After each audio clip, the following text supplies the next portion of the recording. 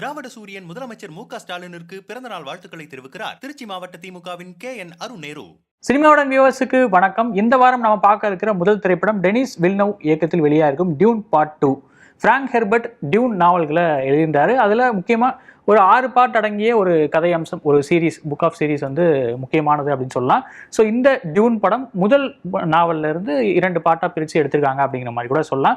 Tune நாவல் இதுக்கு முன்னாடி 2 தடவை படமாக்க ட்ரை பண்ணியிருக்காங்க. ஒரு தடவை டேவிட் லின்ச் இந்த வந்து படமாக எடுத்திருந்தாரு. பட் அந்த படம் பெரிய அளவில் வரவேற்பை பெறலை. அதுக்கப்புறம் 2000 ஒரு டிவி சீரீஸ் எடுத்திருந்தாங்க. அது ஓரளவு ஃபெய்த்ஃபுல்லான அடாப்டேஷன் அப்படிங்கிற மாதிரி ரிவ்யூஸ் வாங்கியிருந்துச்சு. பட் அதை தாண்டி நிறைய ஸ்டுடியோஸ் இதை ட்ரை பண்ணாங்க, படமாக எடுக்க முடியல அப்படிங்கிற மாதிரியான விஷயங்கள்லாம் இந்த டியூன் கதைக்கு ஒரு பேக்ட்ராப்பாக இருக்குது அப்படின்னே சொல்லலாம். அதுவும் ஸ்டார் வார்ஸ் மாதிரியான படங்களுக்கு டியூன் தான் ஒரு இன்ஸ்பிரேஷனாகவும் இருந்துச்சு அப்படிங்கிறது ஒரு விமர்சனமாகவே முன்னாடி வைக்கப்பட்டிருந்துச்சு. ஸோ இவ்வளவு எதிர்பார்ப்புகள், இவ்வளோ வெயிட்டேஜ் தாங்கி இருக்கிற இந்த டியூன் ஸ்டோரி, அதில் ஃபர்ஸ்ட் பார்ட் ஆல்ரெடி டெனிஸ் வில்னவ் எடுத்திருந்தாரு. அது ஓரளவுக்கு ஒரு அது நாவல் படித்தவங்களுக்கு இல்லை ஒரு பேக்ட்ராப்பில் தெரிஞ்சவங்களுக்கு ஒரு நல்ல படமாகவே இருந்துச்சு. பட் ஒரு காமன் ஆடியன்ஸுக்கு ஒரு மிக்ஸ்டான ஒரு ஃபீல் கொடுத்த படமாக இருந்துச்சு. ஸ்டோரி இவ்வளோதானா அப்படின்னு கேட்குற அளவுக்கான ஒரு கிரிட்டிசிசம் கூட அதில் இருந்துச்சு அப்படின்னு நினைக்கிறேன். ஸோ இந்த மாதிரியான ஒரு வெயிட்டேஜ், இந்த மாதிரியான ஒரு எக்ஸ்பெக்டேஷன்ஸ் எல்லாம் தாண்டி டியூன் 2 இம்ப்ரெஸ் பண்ணிச்சா இல்லையா, அண்ட் சினிமேட்டிக்காக படம் எப்படி இருக்குது, மேக்கிங் எப்படி இருக்குது, இதெல்லாமே இந்த ரிவ்யூவில் தெரிஞ்சுக்கலாம். வாங்க ரிவ்யூக்குள்ளே போகலாம். டியூன் பார்ட்டோட ஒன்லைன் என்ன அப்படிங்கிறத பார்த்தலாம். முதல் பாட்டு பார்த்தவங்களுக்கு தெரிஞ்சிருக்கும். ஸ்பைஸ் அப்படிங்கிற ஒரு மினரல் அராக்கிஸ் அப்படிங்கிற ஒரு கிரகத்தில் கிடைக்குது.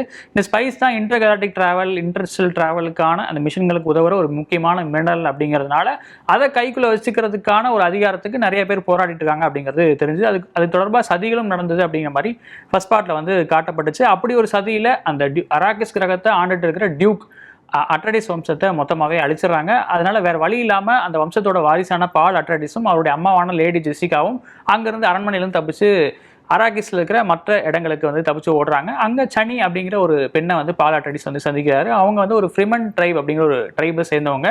ஃப்ரிமன் ட்ரைபில் ஒரு ப்ராஃபஸி இருக்குது, அதாவது ஒரு நம்பிக்கை இருக்குது. அவங்களுக்கு என்னன்னா, ஒரு தூதுவன் வந்து அவங்கள வந்து தங்களோட பேரடைஸ் நோக்கி அழைச்சி செல்வான் அப்படிங்கிற மாதிரியான ஒரு நம்பிக்கை அவங்க மனதோட உழவுது அப்படின்னு சொல்லலாம். ஸோ பால் அட்ரடிஸ் ஃபர்ஸ்ட் பார்ட்லேருந்தே நிறைய இடங்கள் அவர் தான் அந்த ஒரு ப்ராஃபிட் அப்படிங்கிற மாதிரியான ஒரு நம்பிக்கை வந்து சொல்லப்படுது. ஸோ பட் பாலுக்கு வந்து அதில் பெருசாக நம்பிக்கை இல்லை.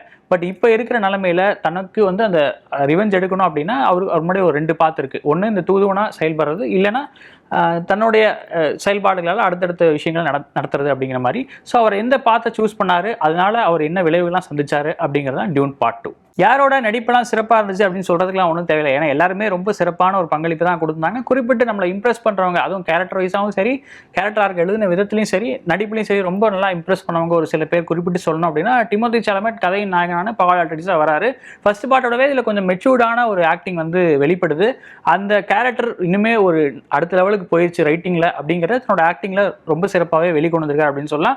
அண்ட் அவருக்கு ஈக்குவலாக சனி அந்த ஜெண்டையாக பண்ணியிருக்கிற அந்த கேரக்டருமே ரொம்ப இம்பார்ட்டண்டான ஒரு விஷயமா தான் வருது. அவரோட லவ் ஆஃப் லைஃப் அப்படிங்கிற மாதிரி அவங்களோட கேரக்டர் வந்து காட்டப்படுது. பட் அவங்களுக்குள்ள ஒரு ஆசிலேஷன் இருக்குது. இந்த ப்ரொஃபஸியை நம்பக்கூடாது அப்படிங்கிறதுல அவங்க தீர்க்கமாக இருக்காங்க. ஏன்னா இதுதான் வந்து மக்களை வந்து ஒரு பிரித்து ஆள்றதுக்கு, இல்லை வந்து ஒரு அரசியலுக்கு கீழே கொண்டு வந்து கட்டுப்பாட்டுக்குள்ளேயே வச்சுக்கிறதுக்கு இந்த ப்ரொஃபஸிலாம் உதவுது அப்படிங்கிறதுல அவங்க தீர்க்கமாக நம்புறாங்க. ஸோ அந்த உணர்ச்சிகளை சிறப்பாகவே ஜெண்டையாக வந்து வெளிப்படுத்தியிருக்காங்க. ஒரு பக்கம் காதல் இருக்குது, இன்னொரு பக்கம் இந்த மாதிரியான ஒரு அரசியல் புரிதலும் இருக்குது அப்படிங்கிறத ரொம்ப மெச்சூர்டாகவே ஹேண்டில் பண்ணியிருக்காங்க அப்படின்னு சொல்லலாம். அடுத்ததாக சீனியர்ஸான ரெபேக்கா ஃபர்கூசன், அந்த லேடி ஜெசிகா அப்படிங்கிற அந்த கேரக்டர்ல ரொம்ப ஒரு வில்லத்தனம் காட்டியிருக்காங்க. மற்றொரு சீனியரான ஜாஸ் பிராலின், அவருமே அந்த பங்களிப்பை சிறப்பாகவே கொடுத்திருக்காரு. தியேட்ரிக்கல் மொமெண்ட்டுக்கு, அதாவது ஒரு மாஸ் மொமெண்ட்டுக்கு தேவையான கூஸ் பம்ப்ஸை அவரோட கேரக்டர் வந்து கொடுக்குது. அந்த அளவுக்கு சிறப்பாகவும் எழுதப்பட்டிருக்கு. அவரோட என்ட்ரன்ஸ் உள்ளிட்ட பல விஷயங்கள் இந்த படத்தில் ஒரு ஹைலைட்டாக இருக்கும் அப்படின்னு கூட சொல்லலாம். இந்த பாட்டில் அடிஷனலாக சேர்ந்திருக்கிற ஃப்ளாரன்ஸ் பக், அவங்க கிட்டத்தட்ட இந்த கதையை வந்து அவங்களோட பாயிண்ட் ஆஃப் வியூல தான் ஆரம்பிக்குது. அவங்களோட ஒரு ஜேர்னல் குறிக்கிறாங்க. அவங்க வந்து அந்த ஒரு அரச பரம்பரை சேர்ந்தவங்க அப்படிங்கிற மாதிரி காட்டப்படுது. அவங்களுக்கு இந்த பாட்டில் ஒரு மீட்டி ரோல் இல்லைனாலுமே, பட் ஃபியூச்சர் படங்கள்ல, அதாவது அடுத்தடுத்த படங்கள்ல அவங்களுக்கு ஒரு மிகப்பெரிய ரோல் இருக்கும் அப்படிங்கிறது நமக்கு தெரிய வருது. அண்ட் இவரை தாண்டி ஜேவியர் பார்டம் அப்படிங்கிறவர் அந்த காமிக் ரிலீஃபா படத்தில் இருந்திருக்காரு.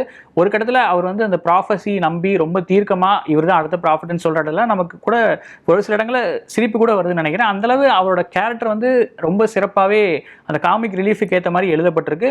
அவர் சீரியஸாக தான் சொல்றாரு, பட் நமக்கு வந்து அது காமெடியாக கன்வே ஆகிற மாதிரி இருக்கிறதுக்கு காரணம் அவரோட ஆக்டிங் தான் அப்படின்னு நினைக்கிறேன்.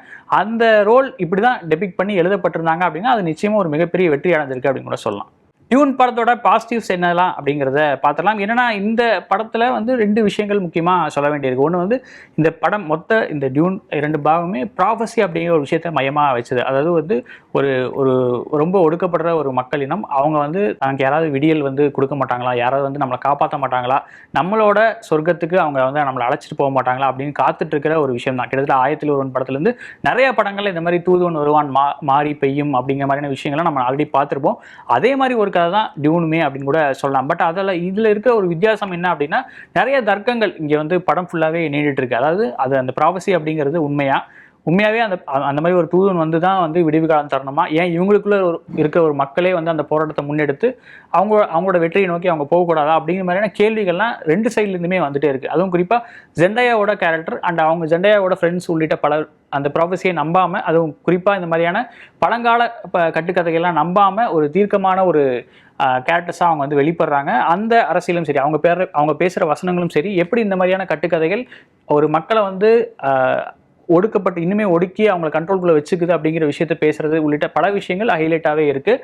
அண்ட் இந்த பக்கம் பால் அட்ரைடிஸ் அவரோட கேரக்டர் எழுதப்பட்ட விதம் டிமோத்தி சாலமெட் நடிச்சிருக்காரு. ஸோ நான் வந்து தூதுவனா இல்லையா அப்படிங்கிற ஆசிலேஷன் அவருக்கு வந்து ஃபர்ஸ்ட் பார்ட்டில் இருந்திருக்கும் அப்படின்னு நினைக்கிறேன். பட் செகண்ட் பார்ட்டில் அவர் தீர்க்கமாகவே இருக்கார். இதுதான் உண்மை, இது நம்ம இதை பண்ணி ஆகணும் அப்படிங்கிறதுல அந்த ஒரு கேரக்டர் கிராஃப் ரொம்ப சிறப்பாகவே இருக்குது. அவர் எடுக்கிற முடிவுகள் தான் இந்த கதையை அடுத்தடுத்த கட்டத்துக்கு நகர்த்திட்டு போகுது. இந்த 2 விஷயங்களையும் பேலன்ஸ் பண்ணி ஸ்க்ரீன் பிளே பண்ணதும் ரொம்ப அற்புதமாக இருந்துச்சு. இன்ஃபேக்ட் கிளைமேக்ஸை நோக்கி போகும்போது கூட 2 பக்கமும் 2 பிரதிவாதம் இருந்துகிட்டே இருக்குது அப்படிங்கிற மாதிரி காட்டப்படுது. அது நிச்சயமாக ஒரு பிரில்லியண்டான ஸ்க்ரீன் பிளேக்கு ஒரு எக்ஸாம்பிள் அப்படின்னு சொல்லலாம். அடுத்ததாக இன்னொரு பாசிட்டிவ், முன்னாடி பர்ஃபார்மன்ஸில் சொல்லியிருந்தேன், ஜாவியர் பார்டமோட கேரக்டர் வந்து அவர் வந்து ரொம்ப அந்த ப்ராஃபஸி நம்புற ஒருத்தராக வந்து காட்டப்படுறாரு. பட் அது வந்து ஒரு சில இடங்களில் காமிக் ரிலீஃபாகவும் பயன்பட்டுருக்கு. அது வந்து உண்மையாகவே அப்படி தான் டெபிக் பண்ணி எழுதுனாங்களா, அந்த இன்டென்ஷனில் தான் அந்த கேரக்டர் எழுதுனாங்களா அப்படிங்கிறது தெரியல. பட் நம்ம ஊர் தேட்டரில் பார்க்கும்போது அது ரொம்ப காமிக் ரிலீஃபான ஒரு கேரக்டர் நமக்கு ஃபீல் ஆச்சு. அது மூலமாக இந்த ப்ராஃபஸி உள்ளிட்ட பல விஷயங்களையும் டெனிஸ் வந்து ஒரு மறைமுகமாக கிண்டல் அடிக்கிறாரோ அப்படிங்கிற மாதிரி ஒரு சின்ன ஒரு ஆங்கிளுமே தோணுச்சு. ஒருவேளை அது அப்படியான அப்ரோச் எழுதப்பட்டிருந்து அப்படின்னா அது நிச்சயமா ஒரு பாராட்டப்பட வேண்டிய விஷயம். அது சிறப்பாகவும் ஒர்க் அவுட் ஆயிருக்கு அப்படின்னு நினைக்கிறேன். ஒருவேளை அது அன்இன்டென்ஷனலாக வந்திருக்கு அப்படின்னா அதுவுமே ஒரு பாசிட்டிவாக தான் மாறி இருக்கு அப்படிங்கிறதுனால அதை பாசிட்டிவ்ல குறிப்பிட்டுக்கலாம். அடுத்ததாக டெக்னிக்கலாக படம் நிச்சயமாக ஒரு சினிமாட்டிக் மாஸ்டர் பீஸ். அதில் வந்து நிச்சயமாக மாற்றுக்கருத்தே இருக்க முடியாது. ஃபர்ஸ்ட் பார்ட் பார்த்தவங்களுக்கு ஒரு மிகப்பெரிய விமர்சனம் இருந்தது. கிளைமேக்ஸ் ரொம்ப ஃப்ளாட்டாக முடிஞ்சிருச்சு, ஒரு சின்ன ஹேண்ட் காம்பேட்டோட அந்த கிளைமேக்ஸ் வந்து முடிஞ்சிருச்சு, பெரிய விஷயங்கள்லாம் எதுவுமே நடக்கலையே, கதையே இன்னும் ஆரம்பிக்கலையே அப்படிங்கிற மாதிரியான விமர்சனங்கள்லாம் வந்துச்சு. பட் அதுக்கெல்லாம் பதில் சொல்கிற மாதிரி டியூன் 2-வை டெனிஸ் வந்து எடுத்துகிட்டு போயிருக்காரு. அதாவது எங்கேயுமே கேப் விடாமல் படத்தோட ஆரம்பத்தில் வர அந்த ஃப்ரேம்லேருந்து இறுதி காட்சி வரைக்குமே கதை அடுத்தடுத்த கட்டங்களுக்கு நகர்ந்துகிட்டே இருக்குது. அதுலேயும் இந்த பிரம்மாண்டங்களை காட்டுற சில ஃபைட்ஸ், கூஸ்பம்ஸ் கொடுக்குற ஃபைட் சீக்வன்ஸ், வார் சீக்வன்ஸ் எல்லாமே இந்த பாட்டில் இருக்குது அப்படிங்கிறது ஒரு மிகப்பெரிய பாசிட்டிவ். குறிப்பிட்டு சொல்லணும்னா 2 சீக்வன்ஸ் எனக்கு ரொம்ப, அதாவது தேட்டரில் இந்த கொடுத்த காசுக்கு இது ஒர்த்தான சீன்ஸ்பா அப்படின்னு சொல்லணும், 2 சீன் அப்படின்னு சொல்லணும்னா டிமோத்தி சாலமெட் அதாவது பால் அட்ரைடிஸ் கேரக்டர் அந்த வார்மை ரைட் பண்ணுற அந்த ஒரு காட்சி அண்ட் டுவர்ட்ஸ் கிளைமேக்ஸில் வர அந்த மிகப்பெரிய வார் சீக்வன்ஸ் உள்ளிட்ட பல விஷயங்கள் இந்த படத்தோட ஒரு ஹைலைட்டாக இருக்குது அப்படின்னு நினைக்கிறேன். அண்ட் ஆஸ் யூஷுவல் கிரெக் ஃப்ரேசரோட சினிமோட்டோகிராஃபி, ஜோ வாக்கரோட எடிட்டிங் அண்ட் இதெல்லாம் தாண்டி ஹான்ஸ் ஜிம்மரோட பிஜிஎம், இது ரொம்பவே இந்த 3 டிபார்ட்மெண்ட்டுமே ஒரு எக்ஸலன்ஸ் பெஞ்ச் மார்க்கை ரீச் பண்ணியிருக்காங்க. அதனாலே இந்த படம் அடுத்த லெவலுக்கு போயிருக்குன்னு நினைக்கிறேன். அதாவது ஃபர்ஸ்ட் பார்ட்டில் கூட அந்த ரைட்டிங் கொஞ்சம் டல்லான இடங்கள்ல, இல்லை படம் ஸ்லோவான இடங்கள்ல ஹான்ஸ் ஜிம்மரோட மியூசிக் தான் அந்த எலிவேட் பண்ணி கொடுத்துச்சு, ஒரு படமாக அதை இன்னும் அடுத்த கட்டத்துக்கு கொண்டு போச்சு. பட் செகண்ட் பார்ட்டில் அதுக்கான அவசியம் பெருசாகவே தேவையில்லை. ஏன்னா ஃபர்ஸ்ட் பார்ட்டை கம்பேர் பண்ணும்போது பார்ட் 2 அப்படிங்கிறது இன்னுமே அடுத்த லெவல் ரைட்டிங்கில் இருக்கிறனால ஹான்ஸ் ஜிம்மரோட மியூசிக் அவ்வளோ பெரிய தேவையில்லாத மாதிரி, அதாவது அவர் எக்ஸலண்ட்டான ஒர்க்கு தான் கொடுத்துருக்காரு. பட் அந்த ஃபர்ஸ்ட் பார்ட்டில் இருந்த மாதிரி மியூசிக் ஓவர்டேக் பண்ணாமல் இந்த இடத்துல ஸ்கிரிப்டுக்கான டாமினன்ஸ் இருந்துகிட்டே இருக்குது. அது வந்து ஒரு மிகப்பெரிய பாசிட்டிவ். அண்ட் முக்கியமாக சொல்லணும்னா இந்த ஃபர்ஸ்ட் பார்ட்டில் வந்த விமர்சனங்களுக்கு என்னோட பர்சனல் கருத்து என்ன அப்படின்னா, டியூன் பார்ட் 1 அப்படிங்கிறது ஒரு செட்டப் தான். அதாவது ஒரு இனிஷியலாக இதெல்லாம் இந்த உலகம், இப்படிலாம் இந்த ஹவுசஸ் எல்லாம் இருக்காங்க, இதில் இந்த மக்கள்லாம் இருக்காங்க, அதில் பால் அட்ரைடிஸ் அப்படிங்கிற இந்த கேரக்டருக்கு அவருக்கு ஒரு நோக்கம் இருக்குது, அவருக்கு ஒரு பிரச்சனை இருக்குது, அதை செட்டப் பண்ணுறது மட்டும்தான் அந்த ஃபர்ஸ்ட் பார்ட்டோட வேலை அப்படின்னு நினைக்கிறேன். செகண்ட் பார்ட்டில் தான் அந்த ஒரு மேஜர் சங்கான ஸ்டோரியே இருக்குது. டுவர்ட்ஸ் அடுத்தடுத்த லெவலுக்கு போகிற விஷயங்கள் பார்ட் 2ல தான் இருக்குது. எனக்கு தெரிஞ்சு இன்னும் அடுத்தடுத்த பாகங்கள் எடுக்கிறாங்க அப்படின்னா அதில் இன்னுமே கதை இன்னும் டீப்பாக போகும் அப்படின்னு நினைக்கிறேன். நிறைய ஹவுசஸ், நிறைய விஷயங்கள், நிறைய அவங்களோட அரசியல் இதெல்லாமே வெளிப்படும் அப்படின்னு நினைக்கிறேன். ஸோ பொறுமை அப்படிங்கிறது டியூன் ஃபேன்ஸுக்கு ரொம்பவே அவசியம் அப்படிங்கிறது ஒரு நோட் பண்ண வேண்டிய விஷயம். டியூன் பார்ட் 2ல எதெல்லாம் பெட்டராக இருந்திருக்கலாம் அப்படிங்கிறதையும் பார்த்துடலாம். எனக்கு என்னன்னா இந்த டுவர்ட்ஸ் செகண்ட் ஆக்ட், அதாவது ஒரு செகண்ட் ஆக்டுக்கு அப்புறம் பொசுக்குன்னு ஒரு ப்ரீ கிளைமேக்ஸ் நோக்கி படம் நகர்ந்த மாதிரி ஒரு ஃபீல் இருந்துச்சு. ஏன்னா அதுக்கு முன்னாடி நிறையா பில்டப் பண்ணுறாங்க, நிறையா விஷயங்கள் சொல்கிறாங்க, பால் வந்து எந்த பாத்தை சூஸ் பண்ணுவார் உள்ளிட்ட பல விஷயங்களை ஒரு பெரிய டிபேட்டாக கொண்டு போகிறாங்க. பட் சடனாக ஒரு கியர் ஷிஃப்ட் ஆகி அடுத்தடுத்த காட்சிகளுக்கு போய் ஒரு ப்ரீ கிளைமேக்ஸ், இன்ஃபேக்ட் கிளைமேக்ஸ் ரேஞ்சுக்கே படம் மூவ் ஆகிட்ட ஒரு ஃபீல் இருந்துச்சு.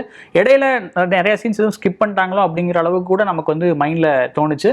ஏன்னா அந்தளவு திடீர்னு ஸ்க்ரீன் பிளே ஒரு கியர் அப் ஆகி டக்குன்னு எண்டை நோக்கி போன மாதிரி ஒரு ஃபீல் இருந்துச்சு. அது இன்னும் கொஞ்சம் ஆர்கானிக்காக இருந்துக்கலாம் அப்படிங்கிறது ஒரு சின்ன விஷயமா தோணுச்சு. அது பாலோட அந்த ட்ரீம்ஸ் உள்ளிட்ட பல விஷயங்களை அந்த எடிட்டிங் பேட்டர்ன்லேருந்து பல விஷயங்களை அந்த ட்ரீமை வந்து சிறப்பாகவே காமிச்சிருந்தாங்க. பட் இந்த மாதிரியான காட்சிகளுக்கு இன்னுமே முக்கியத்துவம் கொடுத்து அந்த கிளைமேக்ஸ் நோக்கி நகர்ந்ததுக்கான, அது குறிப்பாக பால் ஏன் அப்படி ஒரு முடிவு எடுத்தார் அப்படிங்கிறதுக்கான காரணத்தை இன்னுமே ஒரு ஸ்ட்ராங்காக சொல்லியிருக்கலாம் அப்படின்னு ஃபீல் ஆச்சு. அடுத்த அந்த டியூன் பார்ட்டுள்ள இன்னொரு நெகட்டிவாக சொல்லணும் அப்படின்னா, இது எல்லா ஃப்ரான்ச்சைஸ் மூவிஸ், அதாவது பெரிய நாவல் பேஸ் பண்ணி எழுதப்பட்ட படங்களுக்கு சொல்லப்படுற ஒரு ஃபீட்பேக் தான். அதாவது ஒருவேளை நீங்கள் நாவலை ஏற்கனவே படிச்சிருக்கீங்க, இல்லை இந்த கதையோட பேக்ட்ராப் ஓரளவுக்காவது உங்களுக்கு தெரியும் அப்படின்னா இந்த டியூன் படத்தோட இன்னுமே உங்களுக்கு நல்லா கனெக்ட் பண்ணிக்க முடியும். பட் அதர்வைஸ் நீங்கள் வந்து ஒரு அந்த புக்கும் படித்ததில்லை, அந்த டியூன் உலகத்தை பற்றி நீங்கள் தெரிஞ்சுக்கிட்டதில்லை, இன்ஃபேக்ட் நிறையா இந்த மாதிரியான ஸ்டார் வார்ஸ் உள்ளிட்ட படங்களே பார்த்ததில்லை அப்படின்னா உங்களுக்கு டியூன் கனெக்ட் பண்ணிக்கிறதுக்கான ஒரு எமோஷனல் கனெக்ட் உள்ளிட்ட பல விஷயங்கள் கொஞ்சம் சர்க்கிளாக இருக்கும்னு நினைக்கிறேன், கொஞ்சம் சிக்கலாகவே இருக்கும் அப்படின்னு நினைக்கிறேன். ஏன்னா ரொம்ப அதீத டீட்டெயிலிங், ஒவ்வொரு ஹவுஸ் இருக்காங்க, அந்த ஹவுஸுக்கான விஷயங்கள் அண்டு பால் அட்ரடிஸ் அப்படிங்கிற அந்த கேரக்டர், அவரோட பேக்ட்ராப் உள்ளிட்ட நிறைய விஷயங்கள் நமக்கு தெளிவாக புரியாமல் போகலாம். அந்த அளவுக்கு தான் ஒரு காம்ப்ளிகேட்டடான விஷயமா தான் இருக்குது. ஏன்னா மல்டிபிள் ஸ்டோரி லைன்ஸ் இருக்குது அண்ட் மல்டிபிள் கேரக்டர்ஸ் அவங்களுக்குன்னு ஒரு அஜெண்டா இருக்குது அப்படிங்கிற மாதிரி காட்டப்படுது. ஒருவேளை நீங்கள் இந்த வெப் சீரிஸ்லாம் நிறையா பார்த்துருக்கேன், இந்த மாதிரி ஹாலிவுட் படங்கள் நான் நிறையவே பார்த்துருக்கேன் அப்படின்னா ஒருவேளை உங்களுக்கு இது வந்து ஒர்க் அவுட் ஆகலாம். பட் ஒரு லேமனாக பார்க்கும்போது டியூன் குறித்த அறிமுகம் இல்லாமல், இந்த மாதிரி படங்கள் குறித்த அறிமுகம் இல்லாமல் நம்ம பார்க்குறோம் அப்படின்னா கொஞ்சம் சிக்கலாக இருக்கும் அப்படிங்கிறது ஒரு நோட் பண்ண வேண்டிய விஷயம். டியூன் பார்ட் 2 படத்தோட ஓவரால் வேர்டிக்ட் என்ன அப்படிங்கிறத பார்த்தலாம். ஃபர்ஸ்ட் பார்ட்டில் கிடைச்ச அந்த மிக்ஸ்டு டு பாசிட்டிவ் ரிவ்யூஸை இதில் டோட்டலாகவே பாசிட்டிவாக மாற்றிருக்காரு டெனிஸ் வில்னியூவ். ஒரு விஷனரிக்கான அடையாளமும் அவரோட டைரக்ஷனில் மறுபடியும் புலப்படுது அப்படிங்கிறதுல மாற்று கருத்தில்லை. அடுத்தடுத்த பாகங்கள் எப்போ அப்படின்னு கேட்குற அளவுக்கு நம்மளையுமே தூண்ட வைக்கிறது இந்த படத்துக்கு ஒரு பெரிய பாசிட்டிவ் வேர்டிக்ட் அப்படின்னு நினைக்கிறேன்.